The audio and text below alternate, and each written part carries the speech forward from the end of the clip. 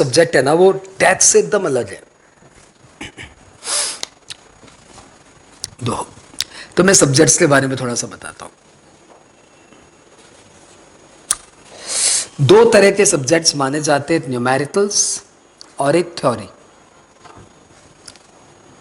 हाँ, थ्योरी का कोर यदि कोई बोले ना तो कोर पेपर है लॉ। जबरदस्त थ्योरी है, सिर्फ थ्योरी थ्योरी थ्योरी, पढ़ो याद करो घोटो एज इट इज। और न्यूमेरिकल का यदि कोई कोर पेपर है ना तो वो पेपर है कॉस्ट। अकाउंट्स भी न्यूमेरिकल है लेकिन कॉस्ट उससे और ज्यादा घनघोर न्यूमेरिकल है। पूछो क्यों? क्योंकि अकाउंट्स में तो फिर भी एक फॉर्मेट होता है, डेबिट क्रेडिट लेजर खोलना है, कुछ करना है।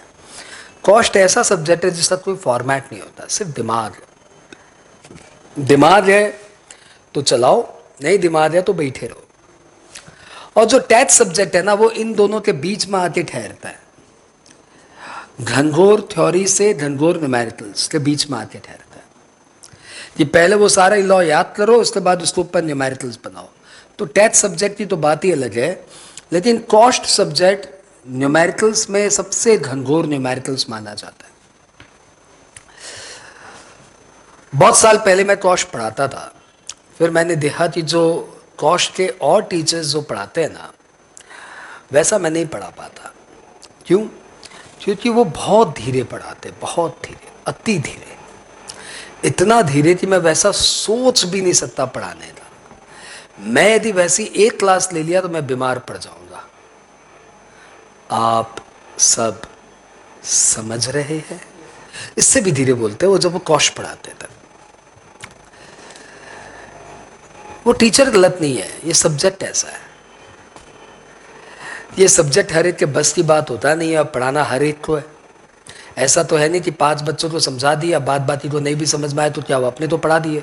ऐसा तो आज की डेट में कोई टीचर नहीं करता। तो ऐसे में बेचारे टीचर के ऊपर ये प्रेशर आ जाता है कि ये टफ पेपर सबके सबको पढ़ाना है, समझाना है, तो बेचारा टीचर क्या करे? तुम ही बताओ क्या करे? फिर वो अपनी कुछ नहीं करता तो अपनी स्पीड को स्पीड को बहुत धीरे धीरे करके ऐसा धीरे पढ़ाता है कि सबको समझ में आ जाता है। परंतु वैसे तो मैं पढ़ा नहीं पाऊंगा, वैसा मेरा कैरेक्टर ही नहीं है। क्योंकि वो धीरे पढ़ाने से वो टॉपिक तो समझ में आ जाता है, कॉस्ट समझ में नहीं आता।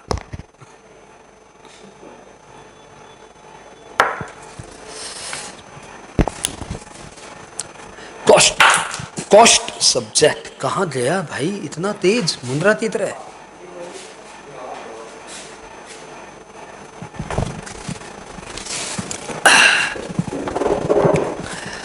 गजब खूंखार है यार ये तो। नहीं, हाँ ये बोल रहा है ऐसे ही पढ़ाना पड़ेगा भाई।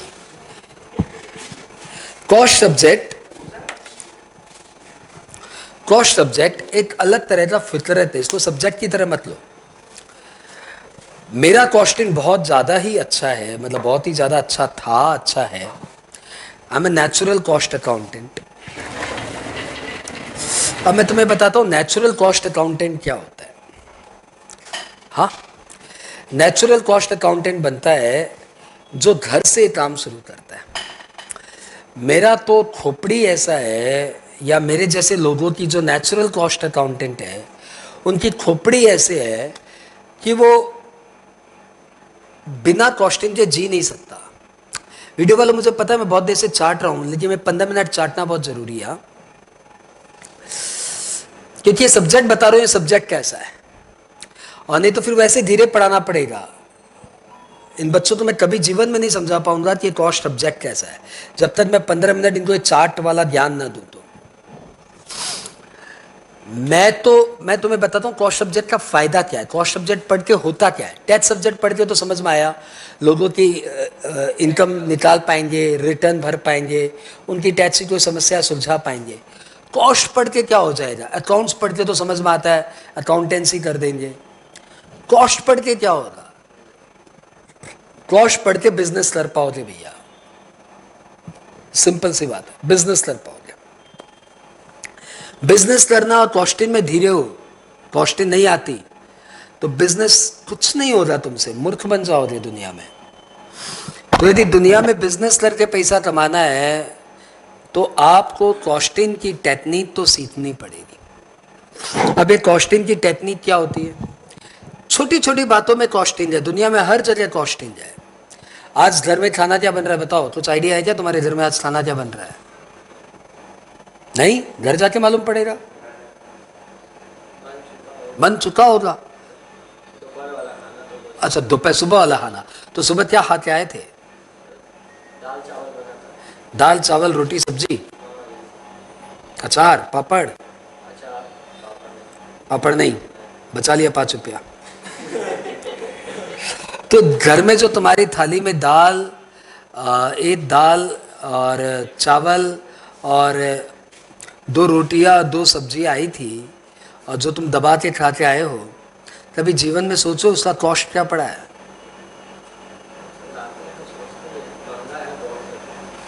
नहीं, महंगा है सस्ता वो तो सही है, कभी जीवन में सोचो उसका एग्जैक्ट कॉस्ट क्या पड़ा होगा?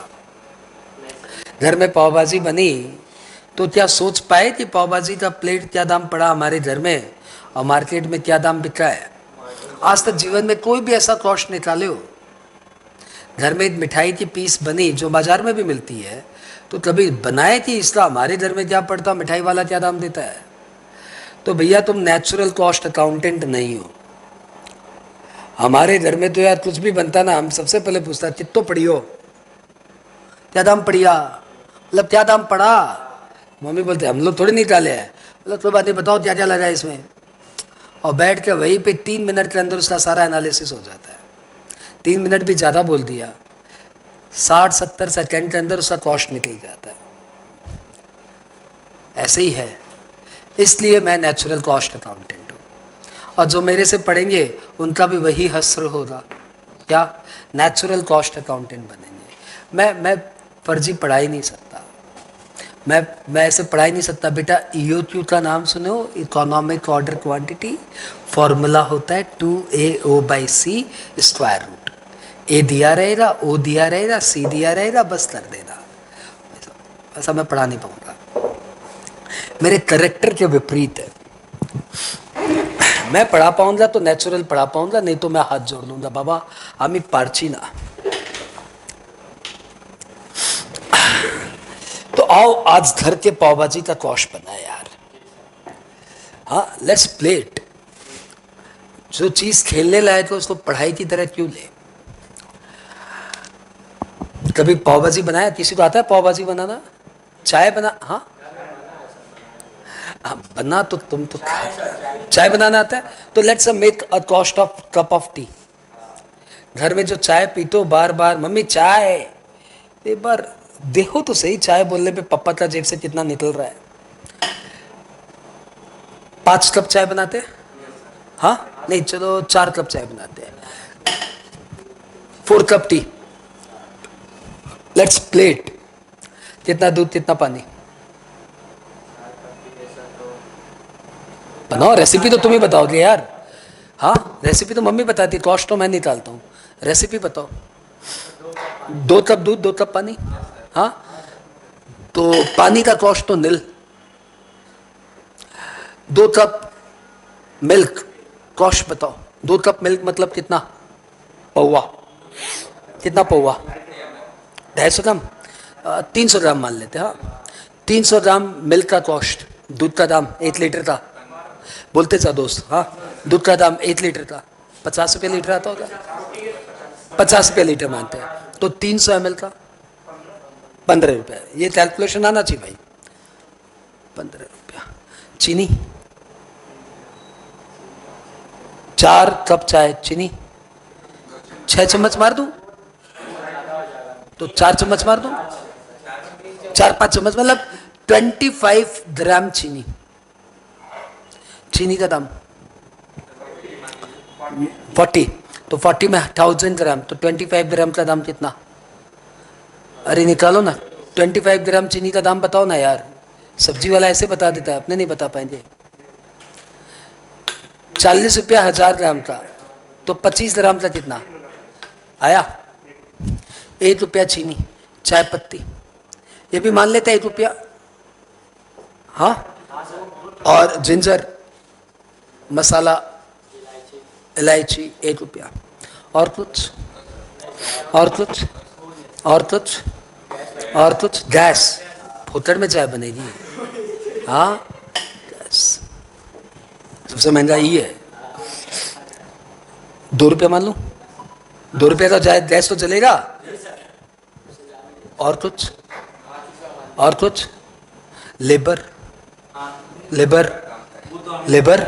हम लोग बना, हम फोकट है तो घर में भी तो कॉस्ट निकाल रहे हैं ना, कि जो मार्केट वाला चाय दे रहा हूं मैं तो सही दाम दे रहा है कि नहीं दे रहा है, तो 8 लाख कुछ तो लेबर लेगा अपना। अच्छा, एक चाय बनाने में मेरे को 5 से 7 मिनट लगता है। नहीं, ये मैं तो बोला लेबर 1 रुपया मान लेता है, इसको मैं सिखा रहा हूँ। हाँ, कि कॉस्टिंग क्या भला है तुमको बता रहा हूँ। ये क्या बोला, लेबर का दाम 1 रुपया मान लीजिए बाबू। एक लेबर एक चाय बनाने में, 4 जन की चाय बनाने में 5 मिनट लगेगा कम से कम। देख कॉस्टिंग सीख बाबू। आज की डेट में ना जो झाका मुठिया उठाता है ना, वो लेबर भी कम से कम 500 रुपया लेता है एक दिन का। हाँ, 500 रुपया में वो काम करता है 8 घंटे, 1 घंटे ब्रेक, 7 घंटे काम करता है, 420 मिनट काम करता है, 500 रुपया लेता है। 1 मिनट का कीमत है ना 1 रुपया 20 पैसा है। सस्ता मत ले, कॉस्टिंग है ये। तो 5 मिनट काम किया हूं तो 6 रुपया तो मेरा लेबर है। इससे बिना चाय कैसे बनेगी, है ना। यही है कॉस्टिंग गेम है। तो आज ये लेबर 6 रुपया। और कुछ, और कुछ। उसके बाद जो लगता है ना वो होता है हिडन कॉस्ट। ये सब डायरेक्ट कॉस्ट है। नहीं नहीं नहीं नहीं, एबनॉर्मल लॉस क्यों गिरेगा, वो सब नहीं गिरेगा। समय तो लेबर जोड़ लिया। इसके अलावा लगता है गैस के सिलेंडर का डेप्रिसिएशन, चूल्हे का डेप्रिसिएशन, कप का डेप्रिसिएशन, पतीले का डेप्रिसिएशन, सबका कुछ ना कुछ तो लगा है। उसको बोलते हैं जहां पे गैस का चूल्हा रहा हुआ उसका रेंट। हवा में बन रहा है चूल्हा नहीं। उस छोटी छोटी बातों को हम लोग बोलते हैं ओवरहेड। क्या बोलते हैं, ओवरहेड। ऐसे है खर्चे जो किसी पर्टिकुलर हेड में नहीं जाते, ओवर दी हेड बढ़ जाते हैं। खाली चूल्हे में चाय बनती है क्या, खाना भी बनता, वो भी बनता, हाँ तो यार सब में बांट दो ना उसका खर्चा। ओवरहेड ये रैंडमली लिया जाता है, ऐसा तो उपाय नहीं है। इसमें तुम बोलेगा मैं 1 रुपया ले लूंगा, ठीक है। तो चाय का कॉस्ट पड़ा 15, 16, 17, 18, तो 20 से 26 से 27। 4 कप चाय का घर में पड़ जाता भैया 6 रुपया 75 पैसा। 1 कप का चाय का दाम 6 रुपया 75 पैसा पड़ा है। मुंह हिलाते समय हम लोग क्या घर में सोचते हैं 7 रुपए की चाय देना, कभी नहीं। तब तो मम्मी चाय बन रही है, मेरी भी बना दे फिर। अभी 1 घंटे पहले पिया था, बना दे, क्या ठंड है आज। ये असल में कॉस्टिंग है जो एकदम बेसिक लेवल से शुरू होता है, घर घर में शुरू होता है। और जब इसमें हम लोग करते रहते ना तो लोग हमें बोलता है मैं बहुत बढ़िया, हर चीज जोड़ता है। हाँ, तो यही कॉस्टिंग होती है। जो हर चीज जोड़ता है वो धीरे धीरे बड़ी चीजें भी ढंग से जोड़ के बता देता है। जिस दिन तुम कॉस्ट निकाल लोगे ना उस दिन पूछने वालों को कभी नहीं बोलोगे क्या यार 10 रुपए का 3 देता है, इतना महंगा कर दिया। उस दिन तुमको लगेगा कैसे पोसाता है इसको, क्या कर रहा है ये, इसको पोसा कैसे रहा है। उस दिन तुम मुड़ी वालों को कभी नहीं बोलेगा क्या 25 रुपये मुड़ी का दाम, यार क्या बोल रहे हैं। क्योंकि जो तुम ओवरहेड 1 रुपया जोड़ा है ना, ये ओवरहेड और प्रॉफिट मिला के मोटा मोटी इस कॉस्ट का डबल होता है, तब जाके धंधा पोसाएगा। यानी जितना आपका डायरेक्ट कॉस्ट है उससे डबल नहीं लोगे ना तो धंधा चलेगा ही नहीं। क्योंकि बिजनेस से इतने हिडन कॉस्ट है जिसको जोड़ा नहीं जा सकता। वो जो चाय गिरी कभी कभी हो ही जाता है, कभी कभी चाय बिकी नहीं, ठंडी पड़ी रहती है, हो ही जाता है। कभी कभी कुछ प्रॉब्लम, कुछ भी प्रॉब्लम, ये तो छोटे छोटे मतलब प्रॉब्लम जिसको कंटिजेंसी बनाना ही पड़ता है। और इसके अलावा ये जो सन्ड्री एक्सपेंडिचर है ना बिजनेस से, तुम लाइटिंग का खर्चा नहीं जोड़ा, वो भी तो लगाना। तो सन्ड्री एक्सपेंडिचर्स बहुत ज्यादा होते हैं, उसको बोलते हैं ओवरहेड। आपने देखा इसमें मेजरली क्या एलिमेंट लगा, मटेरियल, फ्यूल, लेबर, फ्यूल को भी हम लोग ओवरहेड में डालते हैं। हाँ, तो मटेरियल, लेबर एंड ओवरहेड, ये तीन मिला के बनती है costing. Material, labour and overhead, और ये कॉस्टिंग के तीन प्रमुख चैप्टर है, मटेरियल, लेबर, ओवरहेड। ये सब सीखने के बाद हम लोग बना पाते हैं कॉस्ट, कि भैया चाय का कितना खर्चा पड़ा, पाव भाजी का कितना खर्चा पड़ा। तो मैं ऐसी एक कॉस्ट और कराता हूँ। हाँ, जस्ट कॉस्टिंग का इंट्रो है ये। हाँ, आज मैं टॉपिक नहीं शुरू कर पाया हूँ अभी तक। यूबर में बैठो, हाँ, यहाँ से लेट टाउन, कहाँ गए हो लास्ट यूबर में, कहाँ गए थे? लेट टाउन गए। कब गए थे? यही 7-8 दिन के अंदर, महीने भर के अंदर। हाँ, तो कितना लगा था? कभी 200-150 में पहुंच जाते हैं। हाँ, अपने ऑन एवरेज 200 पकड़ लेते हैं। लेट्स फाइंड आउट यूबर का। मेरे से तो 200 रुपये ले लिया पट्टा, दाम कितना पड़ा दे ही तो। Let's calculate, let's have the fun. चलाए यूबर। हाँ, कितना किलोमीटर? हावड़ा से लेक टाउन कितना किलोमीटर अंदाज से? हाँ, 20 kilometre approx.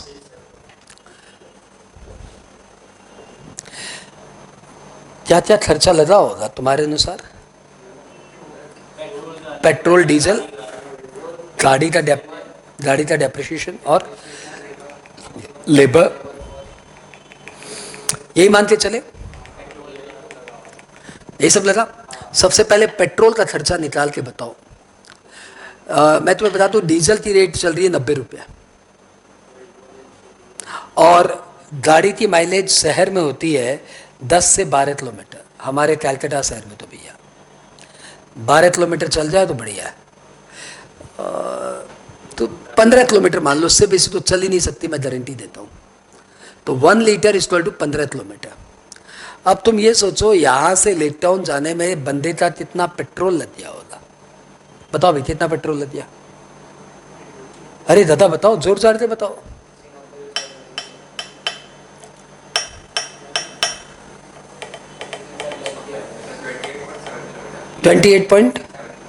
Kilometre lake town. Oh my God, कभी सोचा ही नहीं इतना दूर है लेक टाउन।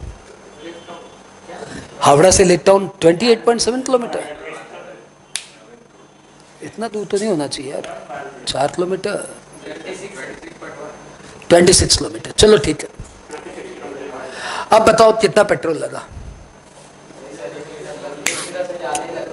हाँ, तो कितना लगा एग्जैक्ट बता ना दोस्त। यदि तुम ये नहीं निकाल पा रहे तो तुम कॉस्टिंग भूल जा, घर जा, निकाल के बता। यदि धंधा पानी यही नहीं कर पाएंगे फिर तुम लोग, कोई भी धंधा करेंगे माल डिलीवरी देना पड़ेगा। माल डिलीवरी देगा तो खर्चा मालूम पड़ना चाहिए ना।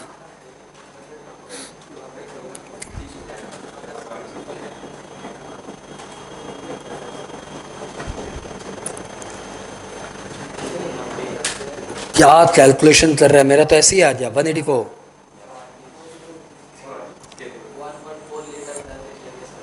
क्या 1.4 लीटर कर रहा है यार? 184 सीधा आ रहा है, बता क्या कर रहा है? गाड़ी सिंपल रहने देना, कॉस्टिंग को प्यार से लेना, क्यों इतना टफ बना रहा है? 1 लीटर में गाड़ी कितना किलोमीटर गया, और 1 लीटर के लिए कितना पेट्रोल डालना पड़ा? कितना रुपए का पेट्रोल डालना पड़ा? 90 रुपये। यानी मोटी भाषा में 15 किलोमीटर चलाने में 90 रुपया। 15 किलोमीटर चलाने में 90 रुपया, 1 किलोमीटर चलाने में 6 रुपया। 15 किलोमीटर चलाने में 90 रुपया। 15 किलोमीटर चलाने, ये तो नहीं आता, क्लास 5 की पढ़ाई नहीं आती तो पहले क्लास 5 से आते हैं, कोई हड़बड़ी थोड़ी है, क्लास 5 से आते हैं। 15 किलोमीटर चलाने में 90 रुपया, 1 किलोमीटर चलाने में। देखिए, सीखना ही पड़ेगा। जिसकी बचपन की अर्थमेटिक खराब है वो कॉस्टिंग सब्जेक्ट डिजर्व ही नहीं करता। तुम सब डिजर्व करते हो। तुमने बचपन में गलतियां की होगी, ढंग से नहीं पढ़ा तो कोई बात नहीं, आज पाप धोएंगे, लेकिन रटेंगे नहीं। 15 किलोमीटर चलाने का 90 रुपया, 1 किलोमीटर चलाने का 26 किलोमीटर चलाने का 156। तो 26 इंटू 6 कर दिया आपने, 156 तो बंदे का पेट्रोल ही लग गया। और तुम बैठ के डिस्काउंट कूपन मारे जा रहे तो कुछ गलत कैलकुलेशन कर दिया क्या? गाड़ी का माइलेज 15 किलोमीटर से ज़्यादा हो गया क्या? नहीं, गाड़ी 15 किलोमीटर से ज़्यादा नहीं जाएगी माइलेज। मेरी गाड़ी 13 किलोमीटर देती है, 4 पहिया है, छोटा सा 4 सीटर। तो फाइनली क्या, 156 रुपये का पेट्रोल। लेबर चार्ज बताओ, एक ड्राइवर एक दिन का कितना ले लेता है? 700-800 रुपया। हाँ, 700-800 घंटे में वही 8 घंटा चलता है, 1 घंटे का 100 रुपया मान लेते हैं। लेक टाउन जाने में कितना टाइम लगेगा? कम से कम 30 मिनट, कम से कम 30 मिनट। और 1 घंटे का, 1 दिन का 800 रुपया, 1 दिन में 8 घंटे काम करता है, 8 घंटे का 800 रुपया। तो 1 घंटे का 100 रुपया, आधी घंटे का 50 रुपया। हाँ, लेबर कम से कम 50 रुपया तो दो यार, यहां से आधी घंटे गाड़ी चला के लेते गया है। और कार का खर्चा 6 लाख की कार होगी, कितना ही घसीट लो, लास्ट में कोई ना कोई भाव में तो बिकेगी। लास्ट में मान लिया 1 लाख के भाव में बिकेगी। ये तुमको खुद को सोचना पड़ेगा। ऐसे मतलब ये तो डेटा दिया हुआ रहता है, अरे पढ़ा नहीं रहा हूं यार, रोशनी निकालना सिखा रहा हूं। 1 लाख। कार की लाइफ 10 साल तो चलेगी नहीं यार, ऊबर वाले बहुत घसीटते गाड़ी को। 10 साल के बाद वो ढेचो ढेचो करेगा, 10 साल। और मोदी राज में जब इलेक्ट्रॉनिक कार उछल रहा है तो पता नहीं कितना दिन कार की लाइफ है। मान लेते 10 साल, तो 5 लाख डेप्रिसिएशन हो जाएगा 10 सालों में। 1 साल का डेप्रिसिएशन 50,000। 1 साल में 300 दिन कार चलती होगी। 1 साल में 300 दिन कार चलती होगी। 1 दिन का डेप्रिसिएशन 50,000 डिवाइडेड बाई 300, 1,500, 1,600, 700 कुछ आया, 1667। अरे देखना यार, 166, सॉरी 166, 1 दिन का डेप्रिसिएशन। मोटा मोटी समझ ले 20 रुपया डेप्रिसिएशन, और क्या। 1 दिन का 166 रुपया है, तो 10 रुपया 20 रुपया डेप्रिसिएशन मान ले कार का। हाँ, रोड टैक्स, इंश्योरेंस, पार्किंग, सब तुम्हें से तो रिकवर करूंगा भाई, मेरी गाड़ी कैसे चलेगी। रोड टैक्स साल का 5,000 रुपया मान लो, पार्किंग 2,000 रुपया महीना भी मानो मिनिमम, मतलब 2,000 में तो पार्किंग मिलती नहीं है, खैर 2,000 भी मानो तो साल का 24। इंश्योरेंस साल का 6,000 रुपया, 35,000 रुपया साल का एक्स्ट्रा खर्चा है। 35,000 रुपया साल का एक्स्ट्रा खर्चा है, डिवाइड बाई 300, 116 रुपया। तो एक के ऊपर वही 6-7 रुपया और मान लो, क्या, repair, maintenance, insurance, road tax, ये भी तो खर्चा है, सब तुम्हें से तो लूंगा। तो सब मिला के मेरा कार यदि यहां से लेक टाउन जाता है तो ये खर्चा तो लदना ही लदना है। 60, 66, 72, 2, अरे बताओ ना कितना, 206, 216, 222। यूबर वाले 30% कमीशन लेते हैं। यूबर वाले कार वालों से 30% कमीशन लेते हैं अपना बुकिंग का। नहीं, इसका 30% नहीं, जो फेयर आएगा उसका 30%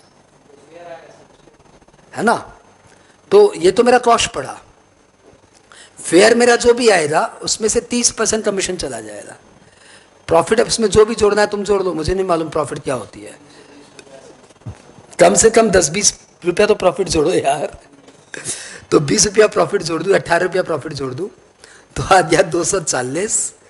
ये 70% होगा, तो 30% तो कमीशन ले लेगा। तो 100%, 240 डिवाइडेड बाई 70%,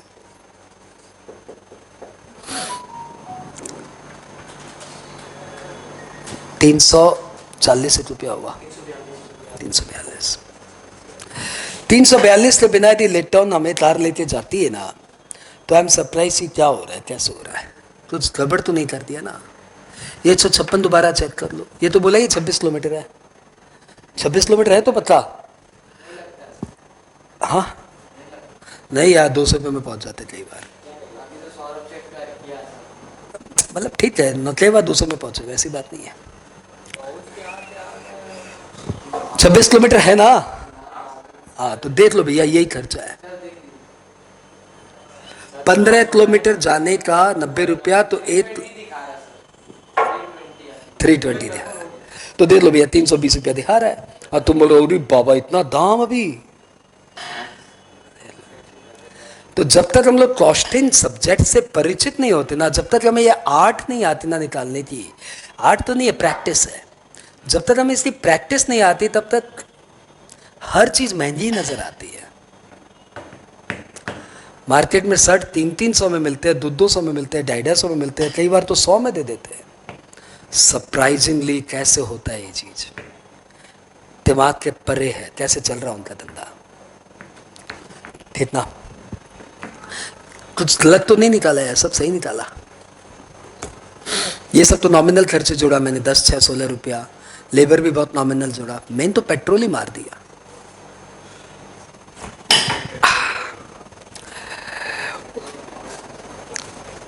एक बार कभी बस में चढ़ते हो, भाड़ा बोलते 10 रुपया, कब से?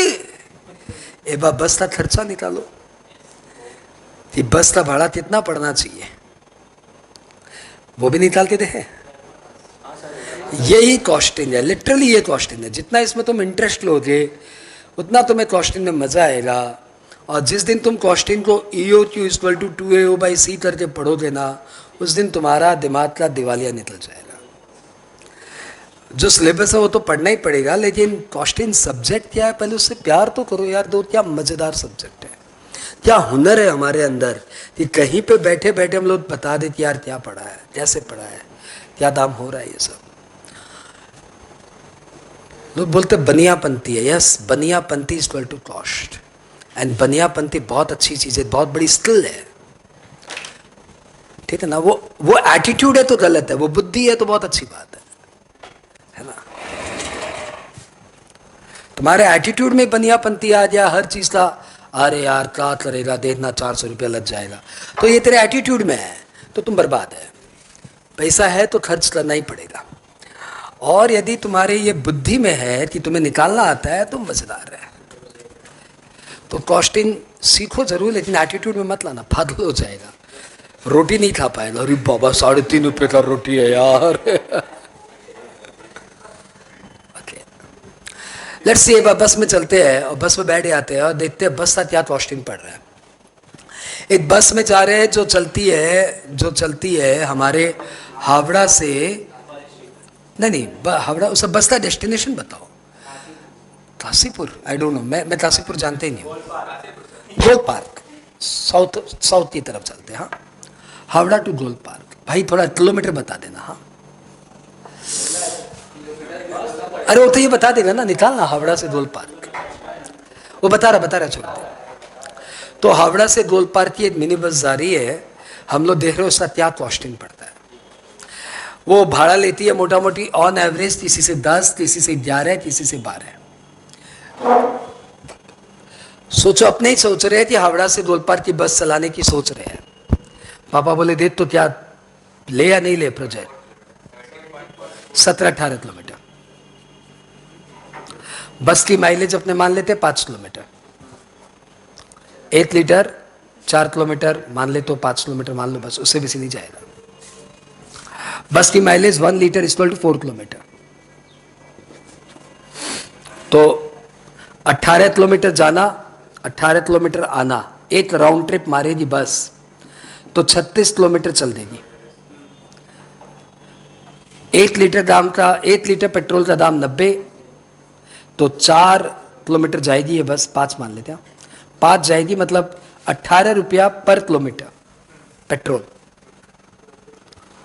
है ना। पर किलोमीटर 18 रुपये का डीजल चल रहा है, तो 18 × 36, इतना रुपया का तो डीजल लग जाएगा। डीजल कॉस्ट 650 रुपया। ड्राइवर यहाँ से गोल पार्क लेके जाएगा और लेके आएगा, बेटा कम से कम 2.5 घंटा 3 घंटा लगाएगा। ढेचू ढेचू चलाता है। 1 घंटा लग जाता है। हाँ, और वापस वहाँ पे जाके भीड़ इकट्ठी करेगा, आएगा तो 3 किलोमीटर तो मतलब 3 घंटा तो ले लेगा। और उधर ड्राइवर और उसका एक कंडक्टर, नहीं एक ही सही हो जाएगा, कंडक्टर।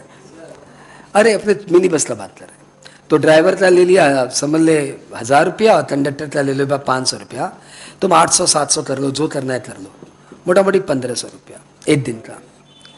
1500 रुपया में भाई लोग ट्रिप मारता है, 10 घंटे काम करता है, तो 150 रुपया पर घंटे, तो 3 घंटे का 450 रुपया। हाँ, 3 घंटे का 450 रुपया, 2 मेजर खर्चा। अब बस का डेप्रिसिएशन, बस का रोड टैक्स, बस का इंश्योरेंस, बस का पार्किंग, ये सब खर्चे एक्स्ट्रा है। टेक्निक वही है, जोड़ जाड़ के हम लोग मान लेते हैं सब मिला के हो गया 100 रुपया। यानी एक बस राउंड ट्रिप मारेगी तो 600, 400, 1100, 1200 रुपया बस के पास नहीं आया तो बस बर्बाद। 1200 रुपया आना चाहिए। अपने बोलते कत तुलबे री बाबा, सबाई पैसा तुई नहीं निबी बाबा, बाड़ी दिए तुलनेश। 1200 रुपया ऑन एवरेज भाड़ा 10 रुपया मानते हैं। किसी से 10 लेता है, किसी से 11 है, किसी से 12, 15 भी लेता होगा, तो अपने 12 रुपया ऑन एवरेज मान लेते हैं। 12 रुपया भाड़ा, तो कम से कम 12 रुपया फेयर है, तो कम से कम 100 पैसेंजर यदि बस में चढ़ेंगे तो बस को पोसाएगा, ऑपरेशन पोसाएगा, कॉस्ट निकलेगा। मतलब जाते समय 50 पैसेंजर होने चाहिए, आते समय भी 50 पैसेंजर होने चाहिए। तो जब बस में 20-22 पैसेंजर हो, बेचारा रोक के रखे पादल पादल पादल पादल पादल हावड़ा हावड़ा हावड़ा हावड़ा हावड़ा, तो चिड़ो मत यार, बेचारे के बस की बात नहीं है, कैसे चलाएगा धंधा। तेरे सामने 50 पैसेंजर यदि नहीं तूला, तुम तो अभी निकाल रहे हो, वो तो दिन रात एक ही बात सोचता है 50 हुए थे भीतर, नहीं यार अभी तो 27 हुए हैं। ये है कॉस्टिंग जो जीने का रहस्य बता रही है भैया, कैसे हम लोग जी रहे हैं। और ये तो यार डायरेक्ट खर्चा जोड़ा है, ओवरहेड, मामा का खर्चा, अरे वो क्या ह्यूज खर्चा बेचारों के पास,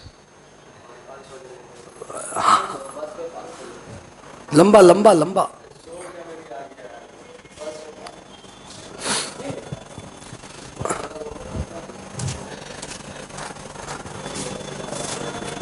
और ऊपर से जो रूट निकलवाने में खर्चा लगता है बस का, रूट परमिट, वो लाखों रुपया देते उनके पास रूट परमिट आता है। तो मैंने तुम्हें कॉस्टिंग सब्जेक्ट का हाफ एन आवर मुझे लगा, लेकिन मैंने तुम्हें इंट्रो दिया कि ये सब्जेक्ट कितना प्यारा है। ये तो मैंने तुम्हें उस लेवल का बताया जिस लेवल को हम लोग थोड़ा बहुत इमेजिन कर सकते हैं।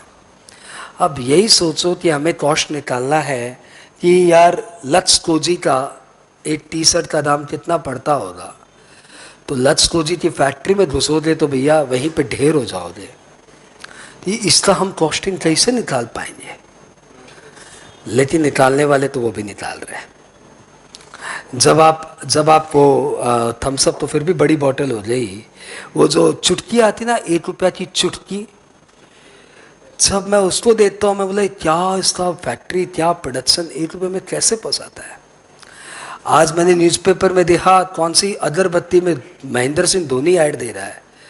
मैंने बोला ये ZED, मैंने बोला महेंद्र सिंह धोनी से एडवर्टीजमेंट करा रहा है, कितने में बेचता होगा ये धूप बत्ती, और क्या क्वांटिटी ऑफ सेल होगी जो महेंद्र सिंह धोनी से एडवर्टीजमेंट करवा पा रहा है। तो ये सब सीखना है तो हमें कॉस्टिंग चैप्टर्स को बड़ी दिल से लेना पड़ेगा। कैलकुलेशन तेज होना चाहिए, कैलकुलेशन धीरे है, ये सब नहीं निकाल पा रहे हो तो कॉस्टिंग सब्जेक्ट बहुत टफ है। ठीक है, प्रॉब्लम क्या है ना कि हमारे सिलेबस में ऐसे नहीं पढ़ाया जाता। हमारे सिलेबस में 4 टॉपिक डाल दिए जाते हैं और बोल दिया जाता है बच्चों को ई सिखा के भेजिए। ठीक है, वही सिखाएंगे। सब्जेक्ट सीखा, सब्जेक्ट मजेदार है, हाँ बहुत मजेदार है। तो कोई भूल से भी मत बोलना कि कॉस्टिंग सब्जेक्ट प्यारा नहीं है। सब्जेक्ट भयंकर प्यारा है। सिलेबस कैसे डिजाइन किया गया वो जाने, नहीं सब्जेक्ट बड़ा प्यारा है। कोशिश करेंगे कि इसी आत्मीयता के साथ हमारा सब्जेक्ट चले। कॉस्टिंग सब्जेक्ट का तुम्हारा एक चैप्टर करा रहा हूं जिसका नाम है मार्जिनल कॉस्टिंग।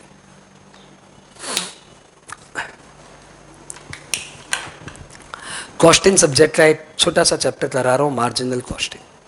ये चैप्टर ऐसा है कि जहां जहां कॉस्टिंग है वहां वहां ये सब्जेक्ट है, मार्जिनल कॉस्टिंग। ये चैप्टर हर में है, ऐसे समझो सीए फाइनल तक में है, सीएमए फाइनल तक में है।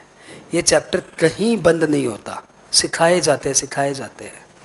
खूंखार चैप्टर है। इस चैप्टर को हम लोग कर रहे हैं मार्जिनल कॉस्टिंग और डिसीजन मेकिंग। है तो सब्जेक्ट बड़ा प्यारा। कोई भी बिजनेस से रिलेटेड डिसीजन लेने के लिए बड़ा फंडामेंटल है। बिजनेस से डिसीजन इसकी टेक्निक से सीखा जाता है और प्यार से सीखिए। The word marginal costing is derive from the word marginal cost. Marginal cost मतलब एक एक्स्ट्रा यूनिट बनाने का खर्चा। एक एक्स्ट्रा यूनिट बनाने का खर्चा मतलब वेरिएबल कॉस्ट, क्योंकि एक एक्स्ट्रा यूनिट बनाने में मेरा फिक्स कॉस्ट तो बढ़ेगा नहीं, फिक्स कॉस्ट तो वही रहता है। एक एक्स्ट्रा यूनिट बनाने पे मेरा तो सिर्फ मार्जिनल कॉस्ट लगता है ना, एक्स्ट्रा मतलब वेरिएबल कॉस्ट लगता है ना। जैसे 4 कप चाय बन रही है, तुमने वहां से मुंह हिला दिया, मेरी भी बना ले मम्मी, अच्छा तेरी भी बना दो, ठीक है। तो बताओ क्या रेंट बढ़ जाएगा क्या, लाइटिंग का खर्चा बढ़ जाएगा क्या, हाँ गैस के सिलेंडर का डेप्रिसिएशन बढ़ जाएगा क्या, पतीले का डेप्रिसिएशन बढ़ जाएगा? सर कुछ नहीं होगा सर, थोड़ा सा दूध एक्स्ट्रा लगेगा, थोड़ा सा चाय पत्ती एक्स्ट्रा लगेगी, थोड़ी सी चीनी एक्स्ट्रा लगेगी, हो सकता है थोड़ा सा मसाला एक्स्ट्रा लगे, और कुछ नहीं होगा सर। तो भैया खाली वेरिएबल कॉस्ट ही तो बढ़ा। 2 तरह के कॉस्ट होते हैं, एक कॉस्ट वेरिएबल कॉस्ट, एक फिक्स कॉस्ट। फिक्स कॉस्ट जो यूनिट के साथ बढ़ता नहीं है, वेरिएबल कॉस्ट जो यूनिट के साथ बढ़ता है। हाँ, तो इसमें क्या एक्स्ट्रा पड़ेगा? सिर्फ वेरिएबल कॉस्ट। तो variable cost equal to marginal cost आप बोल सकते हो। एक एक्स्ट्रा यूनिट बनाने का खर्चा। तो ये कॉस्टिंग बेसिकली बोलती है कि जब आप कोई डिसीजंस ले रहे हो ना, तो फिक्स कॉस्ट का रोना मत रो। डिसीजन लेना है तो उस समय सिर्फ वेरिएबल कॉस्ट के बारे में सोचो, क्योंकि फिक्स कॉस्ट तो वो बला है जो ऑलरेडी लग चुकी है, वो तो लग ही चुका है। अब उसके बारे में सोचना बंद करो, क्योंकि वो उसके बारे में तभी सोचना जब बिजनेस शुरू करना हो या जब बिजनेस बंद करना हो। आपको तो बिजनेस शुरू हो चुका है, तो अभी आप अपने फिक्स कॉस्ट के बारे में सोचना बंद करो। कोचिंग सेंटर चला रहे हैं, कोचिंग सेंटर ले लिए, एटो सेंटर ले लिए, लग गया रेंट 1 लाख रुपया महीने का। अब 1 लाख रुपया महीने का रेंट है, अब बच्चों पे चाप दे रहे भैया देखो इतना मेरा रेंट लगता है, कैसे होगा, फीस बढ़ाएंगे हम लोग। तो एक एक्स्ट्रा स्टूडेंट आ रहा है, 2 बच्चा, हम कैसे देखो इतना बड़ा सेंटर, मेरा तो रेंट ही 1 लाख रुपया लग जाता है। अब डेली ये रोएंगे, डेली ये रोएंगे, तो धंधा करेंगे क्या? नहीं, धंधा करना है तो जो फिक्स कॉस्ट लग चुका है उसको भूलो। और अब ये देखो कि एक एक्स्ट्रा स्टूडेंट पढ़ाने में अपना कितना एक्स्ट्रा लग रहा है, उतना कम से कम रिकवर होते जाए, तो धंधा ऑन करते जाओ, क्योंकि वो तो ऐसे भी लगेगा वैसे भी लगेगा। ऑफिस खरीद चुके हैं, ऑफिस का डेप्रिसिएशन यदि बार बार खर्चे में जोड़ेंगे तो डिसीजंस नहीं ले पाएंगे। डिसीजन लेने के लिए ये टेक्निक बोलती है कि आप कोई भी डिसीजन ले रहे हो तो एक बार फिक्स कॉस्ट को सेट असाइड करके फिर डिसीजन लो। इसका फंडा ये है। मैं ये नहीं बोलता हूं कि फिक्स कॉस्ट को सोचा नहीं जाता, मैं बोल रहा हूं ये डिसीजन मेकिंग वाला टेक्निक फिक्स कॉस्ट को इग्नोर करता है। हाँ, कॉपी में जाओ, पहली लाइन लिखो, marginal costing.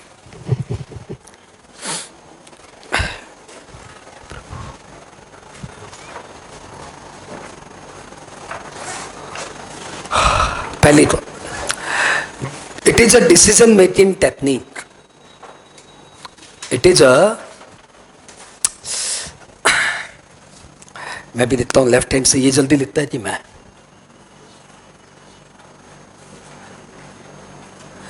It is a decision making technique.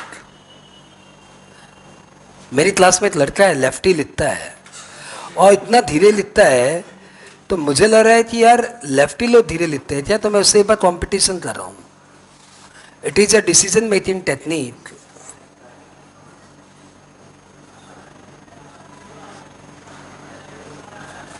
in which fixed cost is ignored.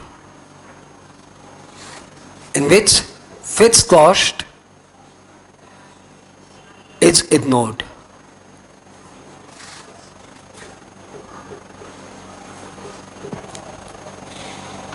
Almost तो मेरे बराबर लिखा है. हे भगवान. In which fixed cost is ignored.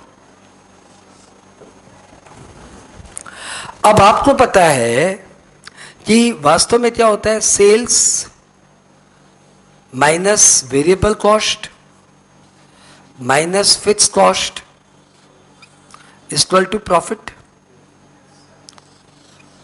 है ना. यही प्रॉफिट का फॉर्मूला है, सेल्स माइनस सारे कॉस्ट.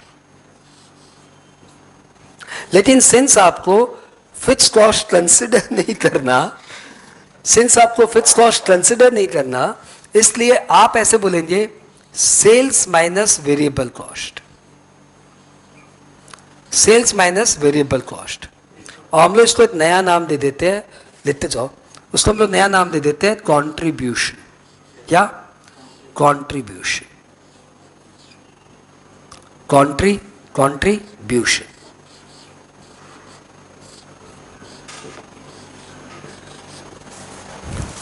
तो sales minus variable cost equal to contribution.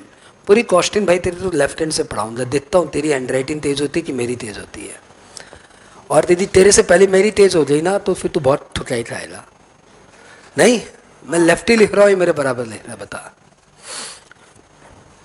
इससे उन बच्चों का भी भला होगा जो चाहते कि सर थोड़ा धीरा पढ़ाए, क्योंकि मैं अपनी स्पीड के कारण थोड़ा सा तो ये जो था sales minus variable cost minus fix cost equal to profit. तो इन्होंने बोल दिया कि आप प्लीज फिक्स कॉस्ट को दिमाग में मत लाइए, आप खाली सेल्स माइनस वेरिएबल कॉस्ट बोलिए. तो sales minus variable cost equal to एक नया नाम दे दिया कॉन्ट्रीब्यूशन. तो ये इसका आ गया पहला फॉर्मूला. ये फॉर्मूला है कि सिंपल बात है, सिंपल सी बात है. तो भैया इसको देख के आप एक बात और बोल सकते हो. क्या? आप इसको देख के एक बात और बोल सकते हो कि sales minus variable cost equal to contribution. तो हम ये भी बोल सकते हैं कि profit plus fix cost equal to contribution. अरे हाँ यार, sales minus variable cost equal to contribution. तो ये फिक्स कॉस्ट उधर जाके प्लस हो जाएगा. हाँ बोलो. तो भैया ये भी बोला जा सकता है कि भैया जिसको नहीं समझ में आ रहा हो वापस से देख लो, इसमें क्या हुआ यार. आपने ये बोला था ना sales minus variable cost equal to contribution. तो ये हुआ sales minus variable cost minus fix cost equal to profit. तो sales minus variable cost equal to fix cost plus profit. हाँ, तो ये बोल सकते हैं कि this is equal to contribution, तो this is also equal to contribution. तो हमारा अगला फॉर्मूला क्या आ गया? Fix cost plus profit is equal to contribution.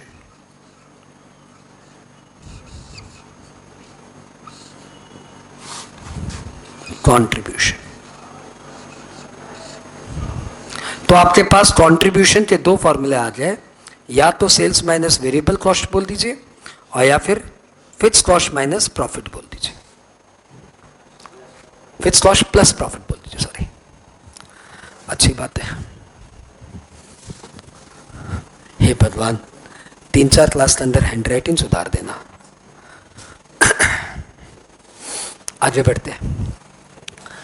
अब देखो पूरी दुनिया क्या चलती है, इस बात पे चलती है कि प्रॉफिट रेशियो क्या है.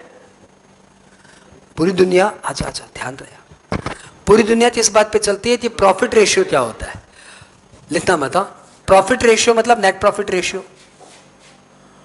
Net profit ratio. और net profit ratio equal to होता है प्रॉफिट डिवाइडेड बाय सेल्स। क्या होता है? Profit divided by sales. लेकिन हमें तो प्रॉफिट से मतलब ही नहीं है, हम लोग तो प्रॉफिट वर्ड भूल चुके हैं, हम लोग उसकी जगह नया वर्ड यूज करते हैं, हम लोग तो क्या बोलते हैं? कंट्रीब्यूशन। तो हमें कुछ और चाहिए, हम लोग बोल रहे हैं प्रॉफिट रेशियो मत बताइए, ये रेशियो बताइए। कौन सा रेशियो? कंट्रीब्यूशन बाय सेल्स, ये रेशियो बताइए। कंट्रीब्यूशन बाय, हैंड राइटिंग खराब हो रही ना, पढ़ाई बात बाती बच्चों की डिस्टर्ब हो रही है, लेकिन सीखूंगा तो सही तरह से लेफ्टी लिखना। तो हमें फॉर्मूला क्या चाहिए? ये कंट्रीब्यूशन बाय सेल्स, और इसको हमने एक नाम दे दिया प्रॉफिट वॉल्यूम रेशियो। क्या नाम दे दिया? Profit volume ratio. इसको लोग प्यार से बोलते हैं PV ratio. PV Narasimha Rao नहीं, पीवी रेशियो। और हमारे कॉस्टिंग का, मार्जिनल कॉस्टिंग का तीसरा फॉर्मूला आ गया PV ratio is equal to contribution by sales. Copy मार लीजिए।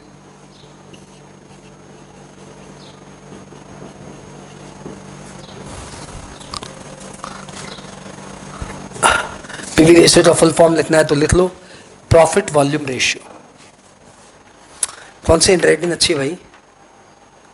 सर दोनों ही अच्छी नहीं है। अच्छा ठीक है। ये इंटू 100 का कॉन्सेप्ट समझते हो क्या तुम लोग? इंटू 100, किसी भी चीज को इंटू 100 करने का मतलब हम लोग उसको परसेंटेज निकाल रहे हैं। जैसे मेरा कंट्रीब्यूशन है सपोज 400 लाख और मेरा सेल्स है सपोज 1000 लाख, तो वास्तव में मेरा पीवी रेशियो क्या है? 4/10 है ना? अरे 400 डिवाइडेड बाई 1000, 4/10 रेशियो तो मेरा यही है। लेकिन हम लोग जब इसको 100 से मल्टीप्लाई करते हैं तो ये आता है 40%। लिटरली हम लोग 40% जब बोलते हैं, इसका मतलब हुआ 40% मतलब, अरे देखो मैं तुम्हें इंटरप्रिटेशन को, ये परसेंटेज में बच्चे बहुत टॉर्चर होते हैं, इसलिए मैंने उनको पहले ही बता दिया। 40% ये बोलते हैं। सेंट वर्ड मतलब century. The word century is coming from the word cent. Cent मतलब सेंचुरी मतलब 100, यानी 40 पर 100, यानी 100 पे 40। 100 पे 40 मतलब ऐसे 100 पे 40 इक्वल टू मतलब 0.4। यदि 100 नहीं दबाते तब ये भी 0.4 ही आता। लेकिन पब्लिक को परसेंटेज में सुनने में मजा आता है, इसलिए हम लोग इंटू 100 से मल्टीप्लाई कर देते हैं। इंटू 100 से मल्टीप्लाई करने का मतलब यही हुआ कि हम तुमको परसेंट बता दे रहा है, परसेंट पर सेंचुरी तुमको बता दे रहा है। तो आप ये बोलो तब भी वही बात है और ये बोलो तब भी यही बात है। अरे हाँ, मैं देखता हूं कैलकुलेटर क्या बोलता है। नहीं, कैलकुलेटर तो नहीं बता रहा यार। लेकिन 40% इज इक्वल टू 0.4 कैसे? अरे देख लो ना, 40% मतलब यही तो लिखोगे ना, काटो आएगा 4 डिवाइडेड बाई 10, 0.4 बताएगा कैलकुलेटर, बताएगा ही। तो 100 को इंपॉर्टेंस नहीं रहता। 100 से मल्टीप्लाई करने का मतलब है खाली परसेंटेज चिन्हान लगाना है, अदरवाइज सेंटेंस नथिंग। इसलिए मैंने देखो फॉर्मूले में इंटू 100 नहीं लिखा। यदि 100 लिख दूं भी तो क्या फर्क पड़ता है, एक ही बात है। ये क्लियर? हाँ, यदि ये फॉर्मूला क्लियर है तो बताओ ये फॉर्मूला बोल पाओगे क्या कि sales into PV ratio equal to contribution? बोल पाओगे बात? Sales into PV ratio cross multiply equal to contribution, हमारा चौथा फॉर्मूला बन गया। एक ही चीज को घुमा फिरा के बोले जा रहे हो यार, क्या कर रहे हो? हाँ यही है, कॉपी मार रहे हो।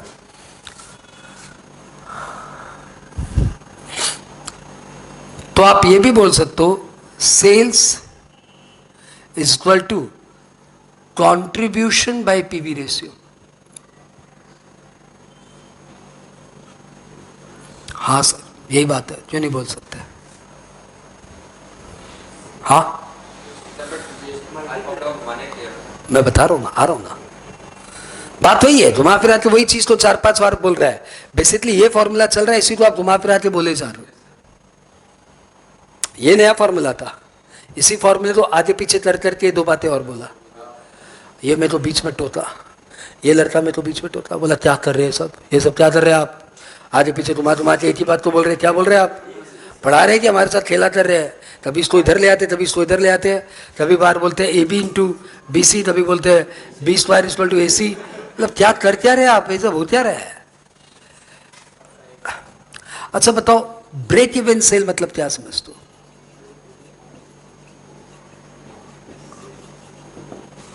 ब्रेक इवन सेल मतलब क्या समझते हो? हटाओ, ब्रेक इवन पॉइंट मतलब क्या समझते हो? नाम नहीं सुना? ब्रेक इवन पॉइंट मतलब वो पॉइंट जहां पे अपने को कोई प्रॉफिट कोई लॉस ना हो। इसमें तो अपना ब्रेक इवन ही नहीं होता भाई, इसमें तो अपना ब्रेक इवन ही नहीं होता, मतलब इसमें अपना कोई प्रॉफिट लॉस ही नहीं होता। चाय तेरे को 6 रुपया 40 पैसा में तो दूंगा, अपना तो ना प्रॉफिट होता ना लॉस होता भाई, ब्रेक इवन भी नहीं आएगा, मतलब प्रॉफिट ही नहीं आएगा। ये दुकानदार लोग कैजुअल भाषा में बोलते हैं, इसमें तो ब्रेक इवन भी नहीं आएगा भाई, प्रॉफिट ही नहीं आएगा। तो ब्रेक इवन पॉइंट मतलब दाम टू दाम, कॉस्ट टू कॉस्ट। तो ब्रेक इवन सेल मतलब वो सेल्स जिसमें कोई प्रॉफिट नहीं हो। यदि ये सारी बात सीख गए और इस लड़के की बात पे तुम्हारा भरोसा है कि सर एक ही चीज को घुमा फिरा के बता रहे हैं, कोई नया चीज थोड़ी बता रहे हैं, तो ब्रेक इवन सेल का फॉर्मूला बताओ।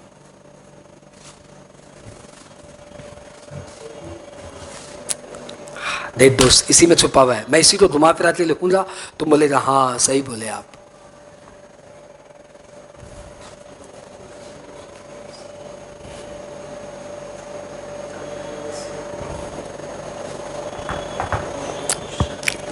आपने पिछले 5 फॉर्मूले में से किसी 2 फॉर्मूले को आगे पीछे करके मैं 6ठा फॉर्मूला लिखने वाला हूं।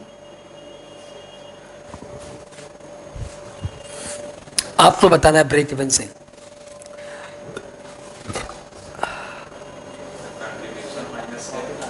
कंट्रीब्यूशन माइनस सेल, तो कुछ नहीं समझा, मैं तो 0 से समझाता हूं। कंट्रीब्यूशन इक्वल टू क्या होता मालूम? Sales minus variable cost. तो भी चाय बनाया था ना, चाय का तेरा कॉस्ट पड़ा था 6 रुपया, तू सपोज चाय बेचता है 10 रुपया में, तो एक चाय बेचते तो 4 रुपया कॉन्ट्रीब्यूशन आता है ना? तो ब्रेक इवन सेल मतलब बोल रहा है कॉन्ट्रीब्यूशन माइनस सेल्स, ये क्या 4 रुपया माइनस 10 रुपया इक्वल टू वेरिएबल कॉस्ट आ जाएगा। क्या बोल रहा है? कुछ नहीं बोल रहा है तू। ब्रेक इवन सेल, हाँ हाँ, fixed cost plus variable cost.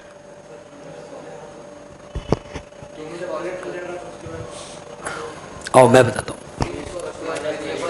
देखो, तुम्हें ये बताया गया था sales equal to contribution by PV ratio, ये बता रहा था तो ये लड़का मैं तो बीच में टोका, तुम्हें पता है, ऐसे मजाक कर रहा है। हाँ, sales equal to contribution by PV ratio, हाँ यही फॉर्मूला तो ऊपर लिखा है। अच्छा, contribution equal to fix cost plus profit by PV ratio, हाँ बोलो। और ब्रेक इवन सेल वो सेल होती है जिसमें प्रॉफिट होता ही नहीं है। तो ब्रेक इवन सेल का फॉर्मूला क्या आया? Fixed cost divided by PV ratio. हाँ, तो break even sale equal to fix cost divided by PV ratio, यह बताने के लिए यह फॉर्मूला लाया।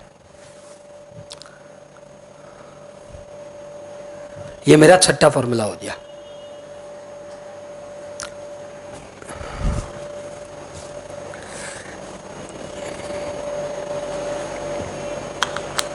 हाँ, पूरी मार्जिनल कॉस्टिंग ये 8-10 फॉर्मूले के आगे पीछे घूमती रहती है, और आपको पता है 8-10 फॉर्मूले नाम के फॉर्मूले हैं। एक फंडा को तोड़ मरोड़ के सारे फॉर्मूले डेवलप किए जा रहे हैं। यदि किसी बंदे के अंदर वो फॉर्मूले का बेसिक बैठ गया तो उसको ये 10 फॉर्मूले याद ही नहीं करने हैं। कोई बात नहीं, लिखते जा रहे कॉपी में। 7वां, मार्जिन ऑफ सेफ्टी, नाम सुना है? Margin of safety, margin of safety ये बतलाती है कि आप ब्रेक इवन सेल से कितनी दूर हो।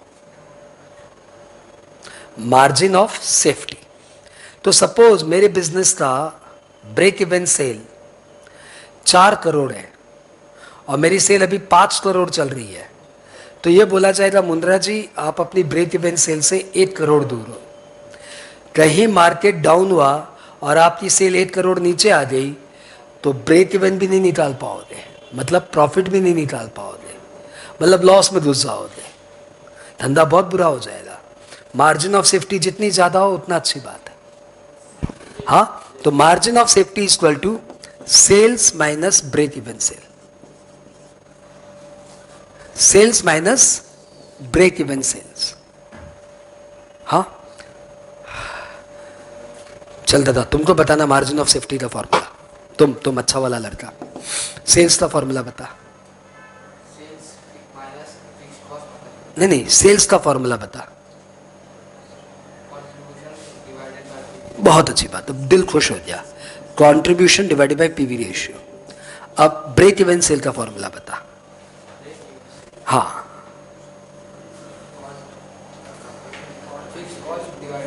Fix cost divided by PV ratio.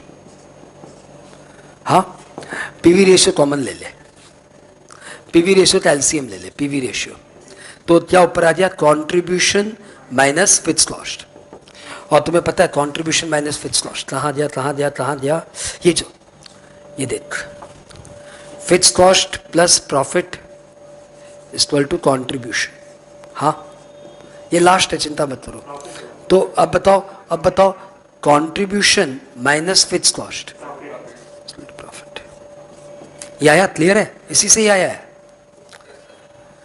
तो फिर contribution minus fix cost equal to profit, profit divided by PV ratio. तो मार्जिन ऑफ सेफ्टी का एक फॉर्मूला और आ गया, profit divided by PV ratio. एक बार इसको लिख लो ना, उसके बाद मैं वापस से घुराता हूं तुम्हें, घुटवा के नक्की करूंगा। सर रटवाएंगे, रटवाऊंगा, लॉजिक से बताऊंगा, सब बताऊंगा। अच्छी बात क्या मालूम, ये 7 फॉर्मूले हो गए सो हो गए, और कोई नया फॉर्मूला नहीं है।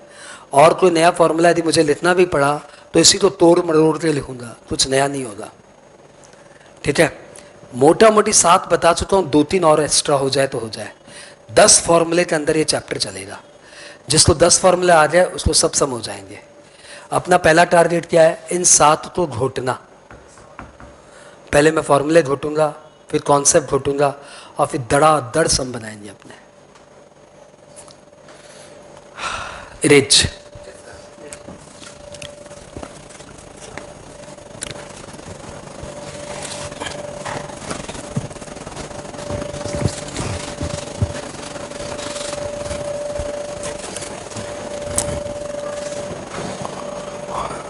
आओ साथ में आते हैं।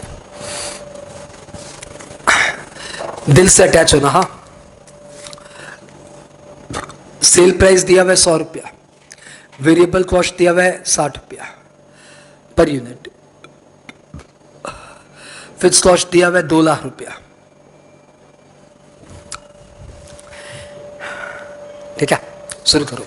सबसे पहले आप मुझे बताओ पीवी रेशियो का फॉर्मूला। Contribution by sales. अब मुझे कंट्रीब्यूशन वर्ड नया मिला, आप मुझे कंट्रीब्यूशन का फॉर्मूला बताइए। लाउडर।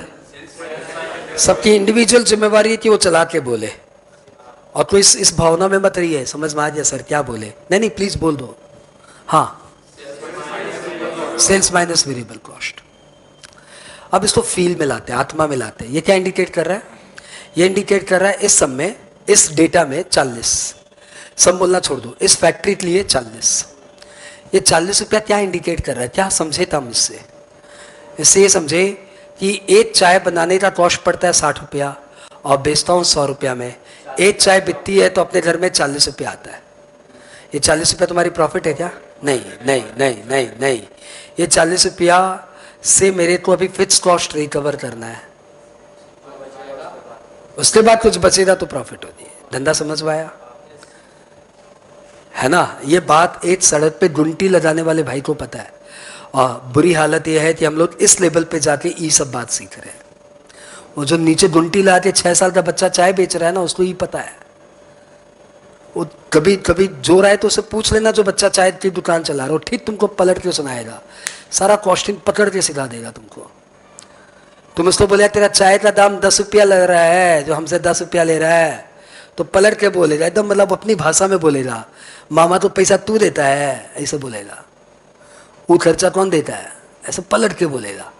मतलब माना आती 10 रुपये में चाय बेचता हूँ, 6 रुपये कॉस्ट पड़ती है, 4 रुपया आता है, तो 4 रुपये मेरी जेब में जाता है क्या?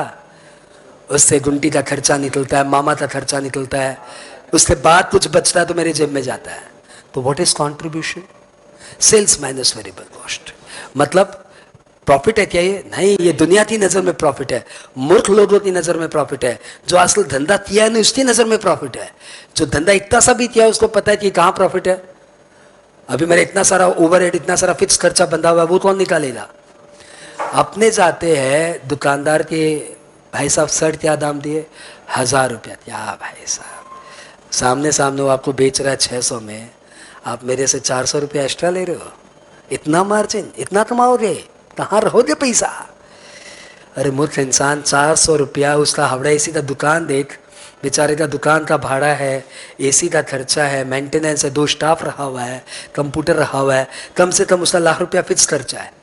400 करके शर्ट बेच रहा है, कमा रहा है एक शर्ट में 400, ऐसे 250 शर्ट बिकेंगे तो साले का फिक्स खर्चा निकलेगा।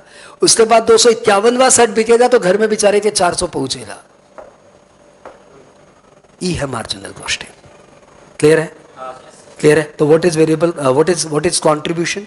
It is contribution to your business sir. तो यदि हम उसका 600 का शर्ट 1000 में लेते हैं ना, तो हम उसको धंधे के लिए 400 रुपया कंट्रीब्यूट करते हैं। अब उसने उस 400 रुपये से अभी बेचारा जो दुकान सजाया उसका पहले फिक्स कॉस्ट निकालेगा, वो सारा निकलेगा तो बोलेंगे अब आया है ब्रेक इवन सेल।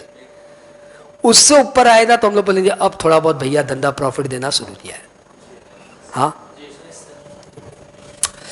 तो व्हाट इज पीवी रेशियो? ये क्या इंडिकेट कर रहा है? ये वही प्रॉफिट रेशियो इंडिकेट कर रहा है, बट हम इसको प्रॉफिट रेशियो नहीं बोलते, हम इसको पीवी रेशियो बोलते हैं, क्योंकि इसमें प्रॉफिट और फिक्स कॉस्ट दोनों इंक्लूडेड है। ये हमारा बेसिक फॉर्मूला हो गया। आप ध्यान रखिएगा, यही हमारा बेसिक फॉर्मूला हो गया। क्या? PV ratio equal to profit plus fix cost divided by sales. अब इसी फॉर्मूले को हम लोग घुमा फिरा के यूज करेंगे। ये फॉर्मूला आत्मा में गया क्या? ये फॉर्मूला आत्मा में गया? हाँ, चलो ठीक है। अब कोई बोलेगा भैया ब्रेक इवन सेल बता दो हमको। ये क्या हुआ? ये profit plus fix cost divided by contribution. Sorry, क्या? हाँ नहीं, सेल्स, ठीक है ठीक है। हाँ, क्या हुआ? Break even sale. क्या बोलेंगे इसको? Fixed cost divided by PV ratio. What is margin of safety? बिना देखे बोलना, बिना देखे बोलना भैया। नाम क्या बता रहा है कि आप अपने ब्रेक इवन सेल से कितना दूर हो? Sales minus break even sales. तो मार्जिन ऑफ सेफ्टी का दूसरा फॉर्मूला बता दो।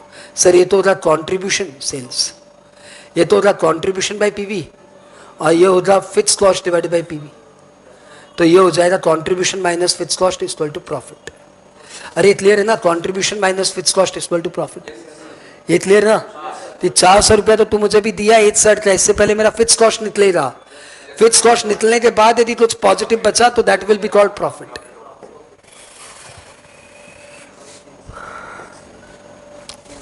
सातों फॉर्मूला दोबारा बोल चुका हूं, इस बार 30-40 सेकेंड ही लगा भैया, 2 मिनट ही लगा मेरे को।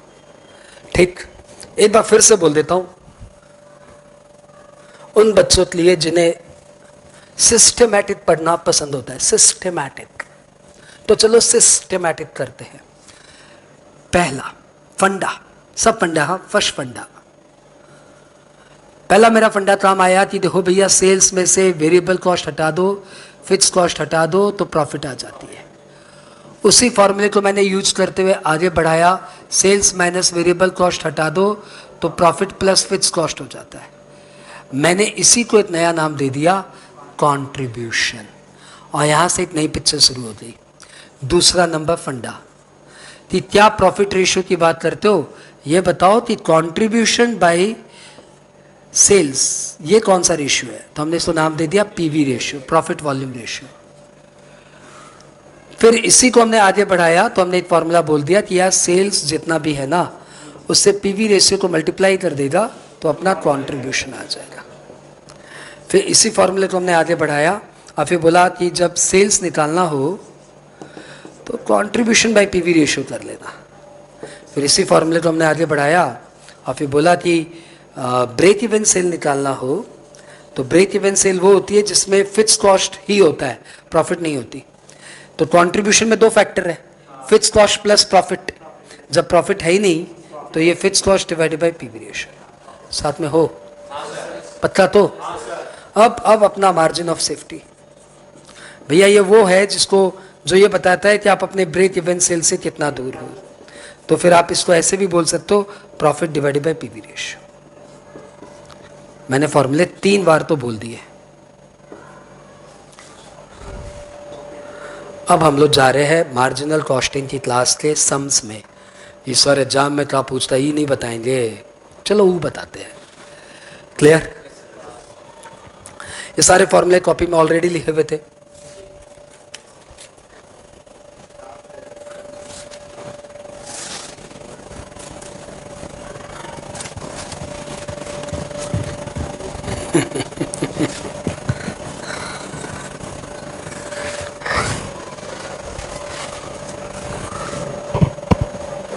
इलस्ट्रेशन 1, बच्चे बच्चे सम्स। भैया यदि सीखे हो ना वास्तव में तो तड़ातड़ आंसर देना कैलकुलेटर में, ऐसे ही आंसर दे देना। खैर क्या पूछता मैं तुम्हें ये बताता हूं। सब में ऐसे दे दिया जाता है, सेल पर यूनिट 50 रुपए, वेरिएबल कॉस्ट पर यूनिट 20 रुपए, fix cost 3 lakh. Question 1, find PV ratio. बोलो आंसर आया क्या? मेरा आ गया।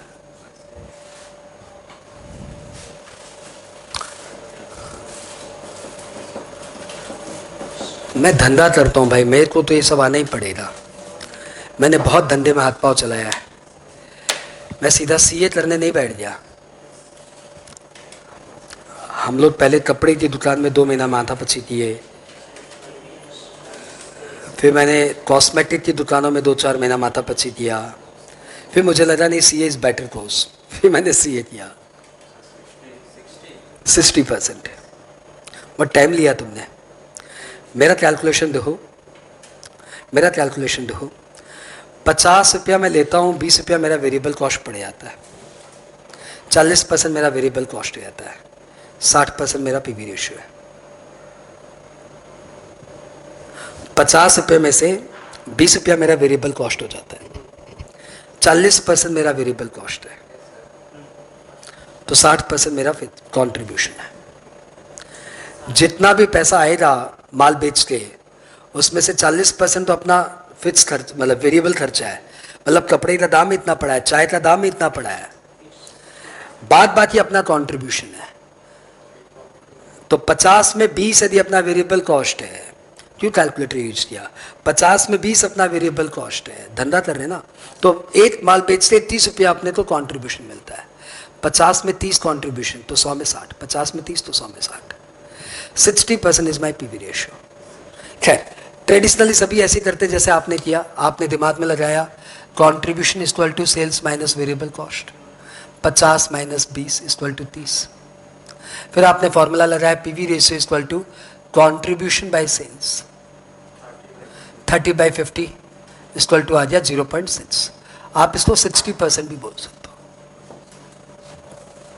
हाँ, पूछा क्या जा रहा है? Question number 2, find break even cell.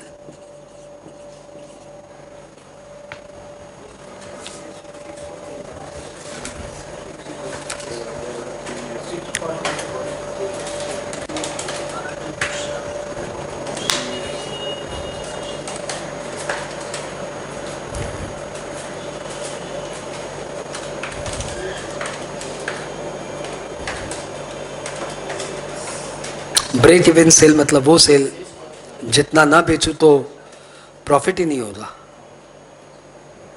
Sorry,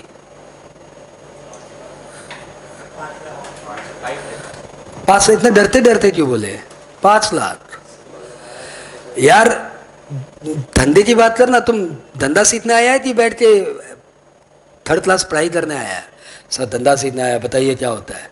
ऐसे MBA करने चाहते हो, मास्टर ऑफ बिजनेस एडमिनिस्ट्रेशन, तो हमारे CA इंस्टीट्यूट का असली हाल हो गया कि वो बेचारे सेमिनार में आके बोलने लग गए। CA इंस्टीट्यूट CA फाइनल वाले बच्चों को बोल रहे हैं कि MBA वालों की डिमांड बहुत बढ़ रही है। CA इंस्टीट्यूट अपने प्लेटफॉर्म पे आते CA फाइनलिस्ट बच्चों को बोल रहा है कि MBA बच्चों की डिमांड बहुत बढ़ रही है। क्यों? क्योंकि वो लोग पढ़ाई तो बिजनेस की तरह लेते हैं। उनका कोर्स का नाम है मास्टर ऑफ बिजनेस एडमिनिस्ट्रेशन, और हम लोग पढ़ाई को फॉर्मूला बताओ तो क्या था मार्जिन ऑफ सेफ्टी का? नहीं, ब्रेक इवन सेल का फॉर्मूला क्या था पता? हाँ, फिक्स कॉस्ट ना। हाँ, फिक्स कॉस्ट बाय पीवी, तुमसे पता, भूल गया, तुम भूल गया यार। तो fix cost divide by PV ratio, fix 3 lakh, PV ratio ऊपर निकाल, ऊपर निकाल 60%, 3 लाख डिवाइड बाय, कैसे देख 3 लाख डिवाइड बाय 60%, ये तो 5 lakh. Our approach is that, this is CA institute approach.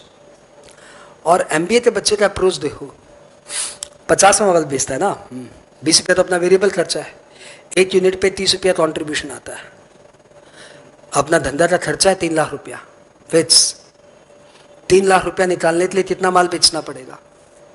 धंधे की बात कर भाई, 3 लाख निकालने के लिए कितना माल बेचना पड़ेगा? 1 यूनिट बेचता हूं तो 30 रुपया आता है। ये तुमको दुकान पे बैठा ना 9वीं क्लास का आदमी तो बता देगा, 9वीं पास। क्या भाई तुम 20 में चप्पल खरीदता है, 50 में बेचता है? भाई चप्पल दिखाऊं तुझे भी? 50 ही चप्पल है, 20 में खर्चा किया, सही बोला तू। एक चप्पल में कितना बचा मेरा? 30 रुपया। दुकान का भाड़ा मालूम है, स्टाफ का खर्चा मालूम है, AC का रेंट मालूम है, 3 लाख रुपया अपना फिक्स खर्चा है। ऐसी 10,000 चप्पल बेचूंगा ना तो जाके मेरा साल का खर्चा निकलेगा। और तू एक चप्पल लेके मेरे को सुना रहा है। ऐसी कितनी चप्पल? ये 10,000 कहां से आया? क्लियर? एक चप्पल बेचते 30 रुपया बचता है भाई मेरे, तो 3 लाख चप्पल बेचने के लिए कितनी ही चप्पल बेचनी पड़ेगी? ये धंधा क्या तुम्हें कोई किताब सिखाएगा? अपनी चाचा की दुकान पे जाट के बैठ के ये नहीं सीख सकते कि एक चप्पल बेचते अपने को 30 रुपया मिलता है भाई, और धंधे का फिक्स खर्चा है 3 लाख रुपया। तो 3 लाख कमाने के लिए कितनी चप्पलें बेचनी पड़ेगी? एक चप्पल बेचने 30 रुपया आता है चाचा, तो 3 लाख चप्पल बेचे, 3 लाख रुपया घर में लाने के लिए 10,000 चप्पल बेचनी पड़ेगी। एक चप्पल का प्राइस 50 रुपया, तो 10,000 इंटू 50, 5 लाख। जब तक सेल नहीं होगी तब तक तो फिक्स खर्चा नहीं निकलेगा भाई धंधे का। तू कर रहा है फॉर्मूला और वो कर रहे हैं धंधा। पढ़ाई का अप्रोच अंतर है, दे आर डिमांडेड, और हम लोग तो वही फॉर्मूला बेस है। समझा? तो प्लीज इस पूरे चैप्टर से अपना अप्रोच बदलो। तुम रटो जाओ, मैं तुम्हें रटने से रोकूंगा। हाँ, तो क्या हुआ फाइनली? 1 यूनिट बेच से 30 रुपया आ रहा है, 3 लाख रुपया रोकने के लिए 3 लाख फिक्स कॉस्ट रिकवरी के लिए कम से कम 10,000 बेचना पड़ेगा। 10,000 अपना ब्रेक इवन सेल है इन यूनिट्स। 10,000 अपना ब्रेक इवन सेल है इन यूनिट्स, तो रुपया में 10,000 इंटू 50, 5 लाख। लेकिन ट्रेडिशनली लोग वैसे ही करेंगे जैसे तुमने किया, break even sale is equal to fix cost by PV ratio. Fixed cost सब में दिया हुआ बेटो 3 लाख, और पीवी रेशियो देखो आपने ऊपर निकाला था 60%। आप 60% को है ना 0.6 भी लिख सकते हो। अब आप कैलकुलेटर चला लो, बाद बाकी काम वही करेगा। 5 लाख। देख लो तुम्हें कौन सा अप्रोच पसंद है। दोनों अप्रोच पढ़ाने का है। क्लियर? अब तुमसे क्वेश्चन, तीसरा नंबर क्वेश्चन पूछ रहा है। प्लीज धंधे वालों की तरह आंसर देना यार, स्टूडेंट की तरह आंसर मत देना। Don't be kid. Full shirt full pant पहनने लग गए, अब तो यार धंधे वालों की तरह बात करेंगे यार। Find sale to earn profit of 2 lakh. Earn profit of 90,000। 90,000 रुपया कमाने के लिए क्या सेल होनी चाहिए?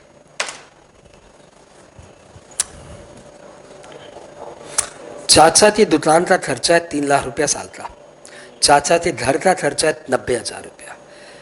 चाचा चाह रहा है कम से कम 90,000 तो कमाई हो, घर खर्च तो निकले।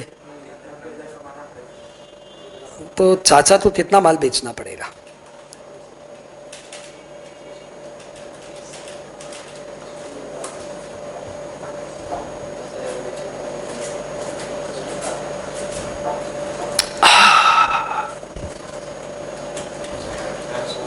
हाँ 1800 में तो 10,000 के बिना तो ब्रेक इवन सेल नहीं था।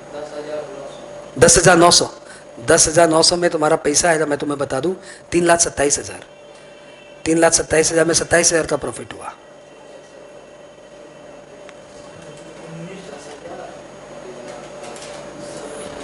हाँ यही मैं चाहता हूँ, 5 क्लास 5 का मैथ्स अर्थमेटिक कर, सही दिशा में चल, सिवा सोचते रहे। यूनिट बता, रुपया बता, क्या फर्क पड़ता है? यूनिट में आ जाए तो इंटू 50 कर देना, रुपया आ जाएगा। रुपया आ जाए तो डिवाइडेड बाई 50 कर देना, यूनिट आ जाएगा।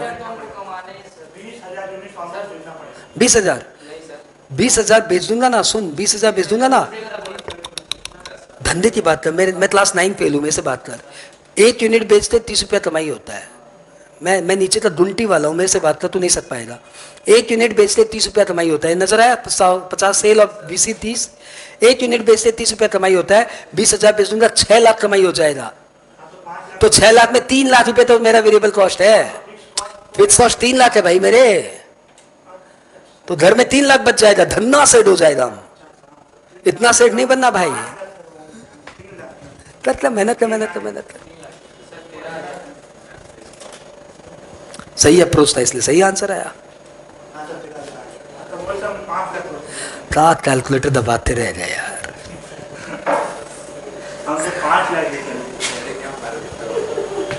देख भाई, वापस से धंधे की बात समझ। ये काम सिर्फ बाप अपने बेटे को सिखाता और कोई नहीं सिखाता, और कोई सिखाने की कोशिश भी नहीं करता कि मेरे को क्या पड़ा, उसको अकल नहीं है, छोड़ना यार। जिस दिन धंधा करेगा अपने आप बुद्धि आ जाएगा। परंतु बाप अपने बेटे को सिखाता रहता है। वो बोलता है बेटा 3 लाख रुपया अपने को फिक्स कॉस्ट रिकवरी करना है, 90,000 रुपया अपने को कमाना है। तो इस दुकान से कितना घर में लाना है? 3,90,000। एक यूनिट बेच से अपने घर में 30 रुपया आता है, तेरे को पता है? एक यूनिट बेच से 30 रुपया आता है, तो 3,90,000 लाने के लिए घर में कितना यूनिट बेचना पड़ेगा? 3,90,000 डिवाइडेड बाई 30। इसमें हमें बड़ा दुख होता है जब बच्चे बोलते हैं 3,90,000 इंटू 30 करे कि डिवाइडेड बाई 30 करे। तो हम लोग को बहुत दुख होता है, हम लोग को बहुत दुख होता है कि हमारी जो एजुकेटेड इंडस्ट्री में एजुकेटेड लोग हैं ना, वो सब्जी वालों से भी गए बीते हैं। उसको पता है, हमें नहीं पता, बड़ा दुख होता है। एक यूनिट बेचते 30 रुपया आ रहा है ना, तो 3,90,000 निकालने के लिए कितना यूनिट बेचना पड़ेगा? एक जो मुड़ी बनाता है ना, उसको पता है कि मामा तो आज देना है 1,000 रुपया। एक मुड़ी बेचता हूँ, घर में 10 रुपया आता है। जब तक 100 मुड़ी नहीं बेचूंगा मामा का पैसा नहीं निकलेगा। 100 के बाद मेरे घर में पैसा आएगा। इस मुड़ी वाले को पता है। हम लोग ये सीख रहे हैं, वो भी टीचर 1 घंटे से सिखा रहा है, तो जाके बच्चे सीख रहे हैं, क्योंकि बच्चों का अप्रोच गलत है। EOQ का फॉर्मूला जानते हो बेटा? 2AO/C स्क्वायर रूट कर देना, आंसर आ जाएगा। A मतलब एनुअल कंजम्पशन, O मतलब ऑर्डरिंग कॉस्ट, C मतलब कैरिंग कॉस्ट। जब तक दुनिया ऐसे पढ़ाएगी तब तक बच्चे ऐसे निकलेंगे, डफर डफर डफर। कॉस्टिंग जैसे सब्जेक्ट की मिट्टी कर दी। चलो ये क्लियर हुआ, धंधा है। एक यूनिट बेच से कितना रुपया आया? 30 रुपया। अपने तो घर में कितना लाना था? 3 लाख तो भैया फिक्स कॉस्ट, 90,000 तो भैया प्रॉफिट। 3,90,000 घर में आना चाहिए। एक यूनिट बेचता आता है 30 रुपया। 3,90,000 रुपया नाले के लिए कम से कम 13,000 यूनिट बेचेंगे, तब जाके घर में 90,000 आएगा। लेकिन हमारी इंडस्ट्री सिखाती है, देखो बेटा जो मैंने मास्टर फॉर्मूला दिया था याद है? ऐसे डब्बा बना के डाला था, देखो सेल्स इज इक्वल टू, क्या बताया था बेटा? Fix cost plus profit divided by PV ratio. बेटा ये अपना गोल्डन फॉर्मूला है, कोई भी सम आ जाए इसमें डाल दे, उत्तर आ जाएगा। अब देख ये सम दे, तुम सेल्स निकालना था, हाँ। फिक्स्ड कॉस्ट सब में दिया हुआ है, हाँ सर दिया हुआ है। प्रॉफिट दिया हुआ है, हाँ सर दिया हुआ है। पीवी रेशियो निकाला हुआ है, हाँ सर निकाला हुआ है। कर ले, आंसर आ जाएगा 6,50,000। और बच्चे खुश रहते, सर ने क्या फॉर्मूला बताया, सब मुझसे बन जाते हैं। 13,000 यूनिट बेचने से घर में 6,50,000 रुपया आएगा। 13,000 इंटू 50 रुपया। अब देख लो कैसे सीखना है। मैंने तुम्हें कॉस्टिंग के दोनों अप्रोच बता दिए। पहला जो मेरा अप्रोच है उसमें मेरा फेफड़ा बहुत फटेगा, तुम्हारा दिमाग भी बहुत फटेगा, लेकिन वो पढ़ाई है। और ई तो क्या है, फॉर्मूला बाजी है, फॉर्मूला फॉर्मूला।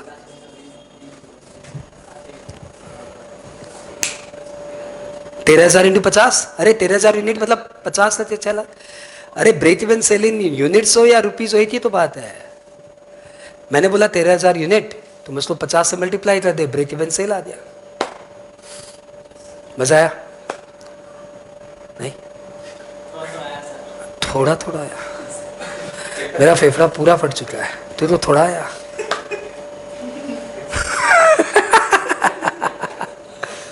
तेरा दोस्त नहीं भाई,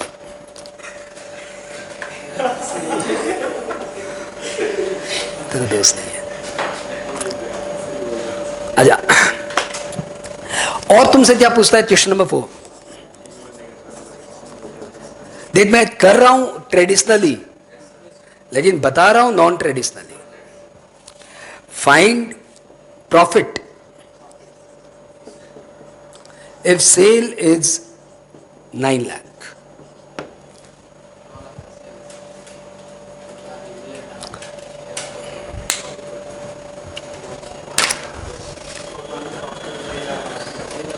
आंसर आ जा, मेरा तो आ जा।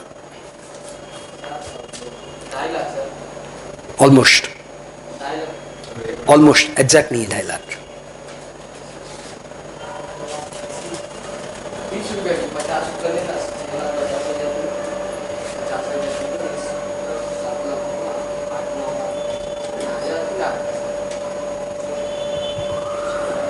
हाँ कितना? नहीं,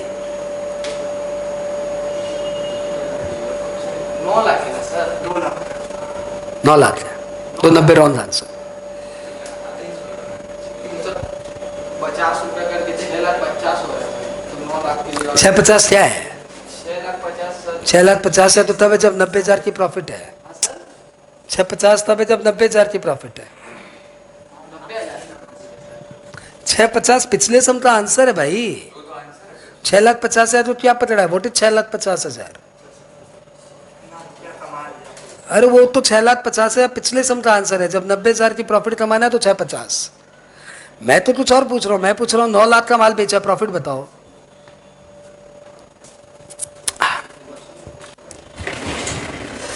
इस फॉर्मूले में उत्तर डालिए, आंसर आ जाएगा। Easy way to go.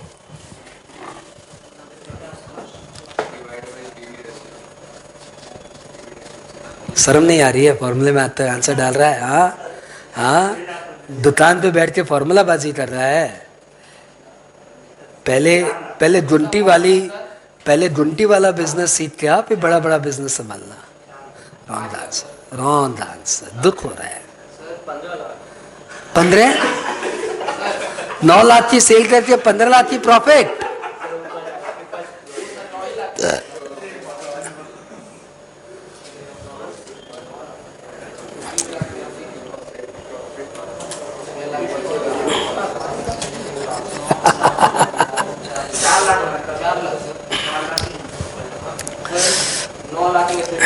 Fix cost हटा दिए और 2 लाख और वेरिएबल्स हो गए।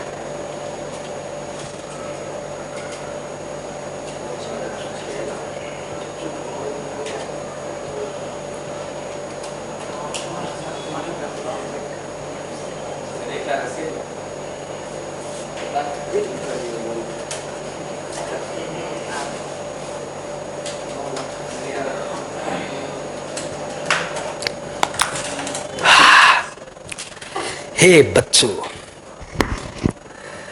पीवी रेशियो तो आत्मा से नहीं लिए ना, इसका ये नतीजा हुआ। अभी भी आपकी आत्मा में पीवी रेशियो नहीं गया। मुझे कोई हड़बड़ी नहीं है, मैं चाहता हूं कि आप पॉजिटिव रहो। ये सब आपको दे इसलिए रहे ताकि आप इस पीवी रेशियो के फंडा को समझो ये है क्या। सपोज मैं तुम्हें बोलता कि नेट प्रॉफिट रेशियो मेरा 20% है। सपोज मैं तुम्हें बोलता मेरा नेट प्रॉफिट रेशियो 20% है और मेरी सेल है 10 लाख, तो बताओ प्रॉफिट कितना। मेरी सेल्स है 10 लाख और मेरा नेट प्रॉफिट रेशियो है 20%, तो 2 लाख मेरी प्रॉफिट आ गई, सीधा आ गया। तो जब मैं बोलता हूँ मेरी सेल है 9 लाख और मेरा पीवी रेशियो है 60%, इसका मतलब क्या समझे कि यदि 9 लाख मेरी सेल है, पीवी रेशियो मेरा 60% है, तो मेरा कंट्रीब्यूशन हुआ 9 लाख का 60%, 9 लाख का 60%, यानी 5,40,000 मेरा कंट्रीब्यूशन हुआ। ये कंट्रीब्यूशन मेरी पूरी प्रॉफिट है क्या? नहीं, इसमें से फिक्स्ड कॉस्ट हटाना पड़ेगा। फिक्स्ड कॉस्ट कितना है? फिक्स्ड कॉस्ट कितना है? 3 लाख। तो 5,40,000 जो मेरा कंट्रीब्यूशन आया उसमें से फिक्स्ड कॉस्ट हटा दो, 240। कितनी मेहनत कर रहे थे? पीवी रेशियो सीखा है ना, वो क्या बताता है कि एक माल बेचने पे 100 रुपये पे 60 रुपया मेरा कंट्रीब्यूशन है। 100 रुपये की सेल तो 60 रुपया कंट्रीब्यूशन, 60 रुपया पर सेंट कंट्रीब्यूशन। तो 60% यदि मेरा कंट्रीब्यूशन है तो 9 लाख का माल बेचा तो 5,40,000 मेरा कंट्रीब्यूशन है। 5,40,000 में से फिक्स्ड कॉस्ट हटा दे 3 लाख, तो 2,40,000 मेरी प्रॉफिट है। हाँ बोल, क्या बोल रहा है? ब्रेक इवन सेल 5 लाख कहाँ आ रहा है? अच्छा 5 लाख है, हाँ तो बता। हाँ हाँ हाँ हाँ, तो 5 लाख तक नो प्रॉफिट नो लॉस। तो तुम कितना बेचा? 9 लाख, तो 4 लाख ज्यादा बेचा, तो 4 लाख का 60%, 240। 60% वेरिएबल कॉस्ट भी तो इसमें, पूरा 4 लाख प्रॉफिट है क्या? 4 लाख तो सेल हुआ, उसमें वेरिएबल कॉस्ट हटा। हाँ हाँ, अरे ब्रेक इवन सेल आने के बाद जो माल बेचा सब प्रॉफिट थोड़ी है। ब्रेक इवन सेल के बाद 20 रुपए की चप्पल 50 रुपए में बेची तो 50 प्रॉफिट थोड़ी है, 30 रुपया प्रॉफिट है।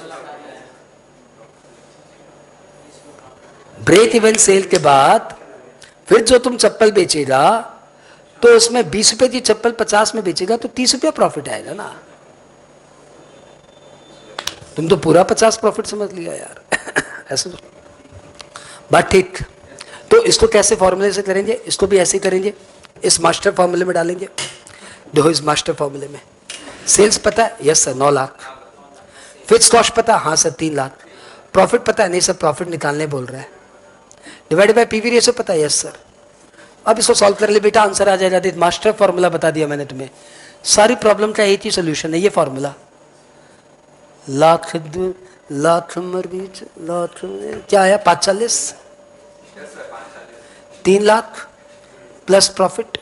अब बेटा देख प्रॉफिट यहाँ रहेगा, ये उधर जाएगा तो माइनस हो जाएगा। देख बेटा प्रॉफिट इक्वल टू 240।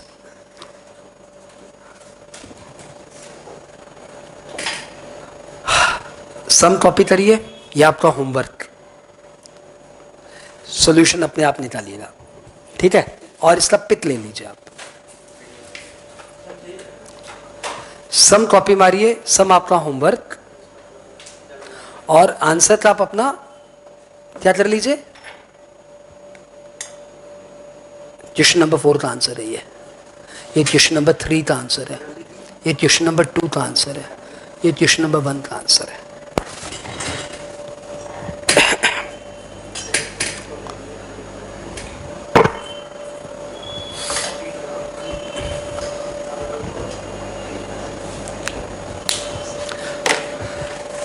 आज घर में जाके सबसे पहले आप वो 7 फॉर्मूले दोबारा करेंगे।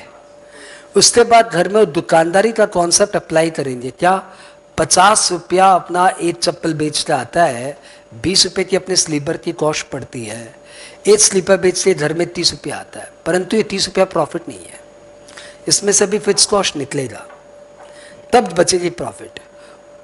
उसके बाद उसमें तरह तरह की थी, 2 लाख कमाए तो कितना माल बेचना पड़ेगा, 4 लाख कमाए तो कितना माल बेचना पड़ेगा, 50 लाख की सेल है तो कितनी कमाई होगी। इस तरीके से घुमा घुमा के अपने दिमाग को प्रोसेस करोगे। हाँ, जब ये तुम्हारा प्रोसेस हो जाएगा उसके बाद नेक्स्ट क्लास तुम्हें बहुत प्यारी लगेगी। और यदि तुमने प्रोसेस नहीं किया, मन से डेटा लो ना, 50 लाख का माल बिका तो बता कितना प्रॉफिट, 30 लाख का माल बिका तो कितने प्रॉफिट। क्योंकि अगली क्लास में मैं तुमसे वही प्रैक्टिस करवाऊंगा। और जिनको आज थोड़ा थोड़ा मजा आया वो घर पे थोड़ी और मेहनत करके इस मजे को बढ़ाएंगे। आज की क्लास बहुत ही प्यारी थी, तुम लोग ने बहुत कोऑपरेट किया। मेरे जैसा आदमी से कॉस्टिंग पढ़ना आसान नहीं है, क्योंकि मैं रटाता नहीं। मुझे भी आते मास्टर फॉर्मूले, लेकिन मैं देता नहीं। लेकिन ये बात पक्का है, मास्टर फॉर्मूला है। कोई भी समय यदि दिमाग पागल हो जाए, बन नहीं रहा है, तो इस मास्टर फॉर्मूले में डालना सब बन जाएगा।